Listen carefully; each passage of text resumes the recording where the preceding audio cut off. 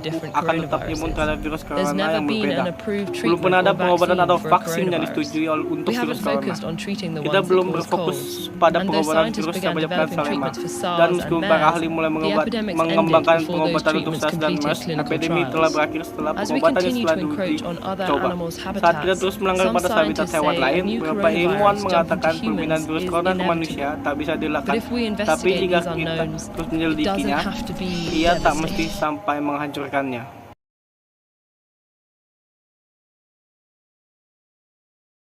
What is Apa a itu nation? bangsa? upaya The attempt untuk to secara formally formal define the mendefinisikan nation bangsa as a sebagai political konsep concept politik dates dimulai back pada to tahun 1882 1882 when ketika French filsuf philosopher dan and sejarawan historian Prancis Ernest Renard menerbitkan published his esai seminal dengan essay judul Apa Itu titled Bangsa. What is a Nation? Dalam esai In this ini, essay, Renaud Renard mendefinisikan defines the bangsa nation sebagai as a solidaritas skala large-scale besar yang solidarity dibentuk oleh constituted perasaan by the pengorbanan feeling of yang dilakukan di sacrifices masa that lalu one made dan in the pengorbanan past yang and of dilakukan those di that masa one is depan. separated to Ini make in the menjelaskan future. Ini This menjelaskan explains mengapa why Renaud Renard percaya bahwa believes that if we jika are to kita imagine the membayangkan nation bangsa as good sebagai and bangsa worthy yang of baik dan layak continuous untuk dikorbankan sacrifice, terus-menerus, we kita must harus menyadari realize bahwa itu that it pasti memerlukan necessarily proses entails a melupakan. process of forgetting. Hal ini This is karena because, upaya asing for untuk Renard, memperoleh the persatuan efforts to obtain nasional, national baik atas unity, nama either in the name of kewarganegaraan civic maupun or ethnic nasionalisme nationalism, etnis involve melibatkan acts of tindakan violence kekerasan and dan subsequent forgetting. kelupaan selanjutnya. Based Berdasarkan on the initial konsepsi awal conception of bangsa a yang nation dikembangkan developed by oleh Renard, Renaud, scholars para have come up sejarah with a more sarjana formal telah sampai definition pada of a definisi nation, yang lebih namely, formal tentang a bangsa, yaitu community of people komunitas formed on the orang basis of yang a dibentuk pada combination of dasar shared kombinasi features fitur such bangsa as seperti language, bahasa, sejarah, history, etnis, ethnicity, budaya, dan culture, wilayah. and territory. Dengan Put kata lain, differently, bangsa a adalah nation identitas is the collective kolektif identity of a sekelompok group orang of yang people dipahami understood as seperti yang defined by didefinisikan oleh language, bahasa, history, sejarah, etnis, ethnicity, budaya, dan culture, wilayah. and territory. Dan karena And for alasan this ini, reason, suatu a bangsa nation pada is umumnya generally lebih more terbuka secara overtly politis political than daripada an kelompok ethnic etnis. group. Banyak In fact, many bahkan banyak scholars sarjana consider it as menganggapnya a sebagai fully kelompok etnis yang mobilized or sepenuhnya institutionalized dimobilisasi atau ethnic group. dilembagakan. Later Belakangan, on, the ilmuwan famous politik political terkenal scientist Benedict Anderson memandang views the bangsa nation sebagai as an komunitas imagined community.